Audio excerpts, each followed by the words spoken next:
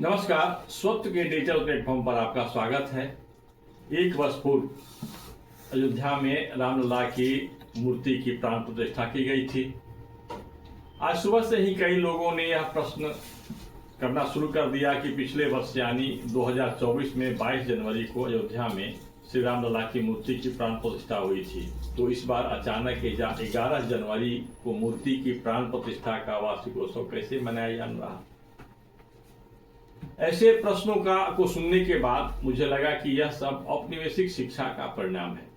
जिस प्रकार हमारे बच्चों को अब हिंदी महीने का नाम याद नहीं, वे हिंदी में गिनती नहीं बता पाते हैं, उसी प्रकार अब लोग भूलने लगे हैं कि हमारा अनुष्ठान भारतीय काल गणना पद्धति से होता है। हमारे पर्व त्योहार भी उसी के अनुसार होते हैं।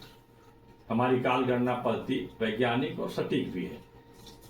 आइए इसी बहाने हम अयोध्या में श्री रामलला की मूर्ति की प्राण प्रतिष्ठा को लेकर कुछ वैज्ञानिक और महत्वपूर्ण तथ्यों को जानते हैं, उस पर चर्चा करते हैं। ऐसे तथ्यों की चर्चा शायद ही होती है। पिछले वर्ष यानी 2024 में 15 जनवरी को मकर संक्रांति था। उस दिन सूर्य उत्तरायण हुए थे। उस दिन सोमवार था यानी चंद्रमा का दिन। रविवार को सूर्य दक्षिणायन से उत्तरायण होने लगे थे। पिछले साल पौष माह के शुक्ल पक्ष की पंचमी तिथि को मकर संक्रांति था और मकर संक्रांति सूर्य की गति के ऊपर निर्भर करता है, उसकी गणना के ऊपर निर्भर करता है। सूर्योदय के पूर्व शुभ मुहूर्त प्राप्त हो गया था। 15 जनवरी के जो शुभ मुहूर्त जो था वो सूर्योदय के पूर्व से ही शुरू हो गया था। ब्राह्म मुहूर्त में सुबह 5:38 से 6:26 तक वह मुहूर्त था, लेकिन उससे पूर्व मतलब मध्य रात्रि के बाद 1:35 बजे से 3:02 तक अमृत काल भी था। मतलब शुभ मुहूर्त में विशेष मुहूर्त होता है और ब्राह्म मुहूर्त का काल होता है और स्नान का ये विशेष काल होता है। उसमें चंद्रमा कुंभ राशि में और सूर्य मकर राशि में विद्यमान थे। ऐसे अमृत काल में श्री रामलला की मूर्ति के प्राण प्रतिष्ठा का संकल्प धारण हुआ था। इसके बाद 16 जनवरी 2024 से प्राण प्रतिष्ठा अनुष्ठान विधिवत शुरू हो गया था। अयोध्या में जब 2024 में 22 जनवरी की तारीख को राम मंदिर में प्राण प्रतिष्ठा की गई थी, तो फिर इस बार 2025 में 11 जनवरी को वर्षगांठ क्यों मनाया जा रहा है? इस प्रकार के प्रश्न उठ रहे हैं। पहले इस प्रश्न का उत्तर जानने का हम एक प्रयास करते हैं। श्री राम जन्मभूमि पर जन्म स्थान पर जो भव्य मंदिर तैयार हुआ, उसमें पौष मास के शुक्ल द्वादशी तिथि उसके अनुसार 22 जनवरी 2024 को दोपहर में मृगशिरा नक्षत्र में रामलला के विग्रह की प्राण प्रतिष्ठा अनुष्ठान संपन्न हो गया था। इस वर्ष यानी 2005 में पौष शुक्ल द्वादशी तिथि 11 जनवरी को पड़ रहा है, इसीलिए प्राण प्रतिष्ठा महोत्सव 11 जनवरी को हो रहा है। अयोध्या में 11 जनवरी से ही 3 दिवसीय महोत्सव शुरू हो गया है, जिसको लोग प्राण प्रतिष्ठा महोत्सव कह रहे हैं। अब एक प्रश्न यह है कि द्वादशी तिथि को ही प्राण प्रतिष्ठा क्यों, किसी अन्य तिथि को क्यों नहीं? इस प्रश्न का उत्तर केवल ज्योतिषाचार्य ही नहीं दे सकते। ऐसे प्रश्नों का उत्तर कोई अध्यात्मवेता ही दे सकता है। यह संयोग है या ऐसा कहें कि परमात्मा द्वारा निश्चित किया गया एक संयोग जो भारत के प्रगति काल की ओर संकेत कर रहा है। भगवान विष्णु के प्रथम मनुज अवतार वामन देव का प्राकट्य उत्सव भाद्रपद मास के शुक्ल पक्ष की द्वादशी तिथि को मनाया जाता है। इसके बारे में बहुत कम लोग जानते हैं। एकादशी तिथि के संयम संकल्प के बाद द्वादशी तिथि को भगवान विष्णु को वे सप्त कलाएं जागृत होने लगती हैं, जिससे इस भूलोक में धर्म, अर्थ, काम और मोक्ष की पुनर्स्थापना होती है।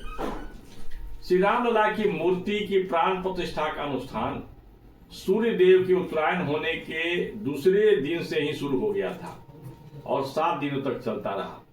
भगवान श्री राम के बारे में ज्ञात है कि वे सूर्यवंशी थे। सूर्यवंश में उनका अवतार हुआ था। भगवान सूर्य के रथ में 7 घोड़े होते हैं, जो परम ब्रह्म के 7 सृष्टि कलाओं के अधिष्ठाता है। सूर्यदेव के रथ में लगे 7 घोड़ों के नाम से बहुत कुछ स्पष्ट हो जाता है। उन 7 गुणों का नाम है गायत्री, भ्रांति, उष्णिक, जागृति, त्रिशप्त, अनुशप्त और पंक्ति। सूर्यदेव के रथ को अरुण देव चलाते हैं। रथ के नीचे एक ही पहिया होता है जिसमें 12 तिल्लियां होती हैं, जो द्वादशी की तिथि का एक संकेत भी है। मानता है कि रथ के 7 घोड़े सप्ताह के 7 दिनों को दर्शाते हैं। वैज्ञानिक दृष्टि से सूर्य की रोशनी में 7 रंग होते हैं। प्रिज्म से होकर जब हम सूर्य की रोशनी को निकालते हैं, गुजारते हैं, तो 7 रंग बन जाते हैं। ये वैज्ञानिक तथ्य है। सूर्यदेव के रथ के घोड़ों को इंद्रधनुष के 7 रथों से जोड़कर भी देखा जाता है। प्राण प्रतिष्ठा अनुष्ठान में सूर्य विज्ञान के इन सूक्ष्म सिद्धांतों का प्रयोग किया गया था। राम मंदिर के उद्घाटन के 1 सप्ताह पहले ही धार्मिक अनुष्ठानों और विविध कार्यक्रमों को शुरू कर दिया गया था। पहले दिन यानी 16 जनवरी को प्रायश्चित पूजा हुआ। 10वीं स्नान, विष्णु पूजा और गोदान जैसे ये जो अनुष्ठान है, इन सभी अनुष्ठानों के समूह को मिलाकर के प्रायश्चित पूजन की प्रक्रिया पूरी होती है, उसका विधान पूरा किया जाता है। दूसरे दिन यानी 17 जनवरी को भगवान राम कि उनके बाल रूप रामलला की मूर्ति को एक शोभा यात्रा में ले जाया गया। इसमें भक्त मंगल कलश में सरजू जल ले गए थे। इसके बाद तीसरे दिन 18 जनवरी को गणेश, अंबिका पूजा, वरुण पूजा, मातृका पूजा, ब्राह्मण वरण, वास्तु पूजा आदि अनुष्ठान संपन्न हुए। चौथे दिन 19 जनवरी को अग्नि स्थापना, नवग्रह स्थापना और हवन किया गया। 5वें दिन 20 जनवरी को राम मंदिर के गर्भगृह में गर्भगृह को सरयू जल से धोया गया था, मतलब शुद्ध किया गया था। वस्तुतः ब्रह्म तेज से युक्त सूर्य के संकल्प से वायु का प्रादुर्भाव होता है। जो भारतीय ज्ञान परंपरा है, चिंतन परंपरा है, उसके अनुसार ब्रह्म तेज से युक्त सूर्य के संकल्प से वायु का प्रादुर्भाव होता है और वायु से अग्नि और अग्नि से जल तत्व का विभाव होता है। जल से ही अन्न, पर्जन्य, औषधि होते हैं। इस सूक्ष्म विज्ञान के अनुसार 5वें दिन वास्तु शांति और अन्नाधिवास सहित कई अनुष्ठान संपन्न हुए थे। इसके बाद 6वें दिन 21 जनवरी को रामलला के विग्रह को 125 कलशों से दिव्य स्नान कराया गया था। उस कलश में भारत के जो संपूर्ण भारत की जो प्रमुख नदियां हैं उनका जल, सागरों का जल, इसको लेकर के स्नान कराया गया था। इसे शय्याधिवास अनुष्ठान भी कहते हैं, जिसमें सूर्य के अनुस्तप कला को अधिष्ठापित किया जाता है। इसके बाद 7वें दिन 22 जनवरी 2024 की सुबह रामलला के विग्रह की पूजा की गई। दोपहर में जब मृगशिरा नक्षत्र था, उस समय रामलला का अभिषेक किया गया, श्रृंगार हुआ। पीएम नरेंद्र मोदी ने श्री राम लला के नेत्रों में काजल श्रृंगार किया और इस प्रकार से विग्रह की प्राण प्रतिष्ठा का अनुष्ठान पूर्ण हो गया था। यह भारत का भाव विज्ञान है जो मूर्ति में प्राण स्थापित कर देता है। इसके बाद मूर्ति को गढ़ने वाला कलाकार भी अचंभित हो जाता है और वो कह उठता है उसने जो मूर्ति बनाई थी वह मूर्ति यह नहीं है, यह कुछ दूसरा है। इससे जो प्रकाश निकल रहे हैं, इसके जो भाव निकल रहे हैं, इसका जो स्वरूप अब हमारे सामने है वह दूसरी मूर्ति है। यह भाव विज्ञान है। इस बारे में बहुत कम चर्चा होती है।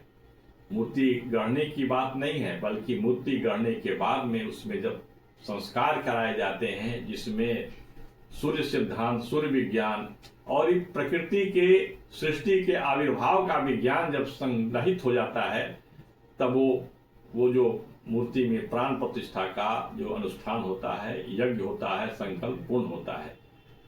आज बस इतना ही हम इस संदर्भ में देखें और उत्सव मनाएं। 1 वर्ष हो गए हैं अयोध्या में श्री राम लला के मूर्ति के प्राण प्रतिष्ठा के। जय श्री राम, नमस्कार।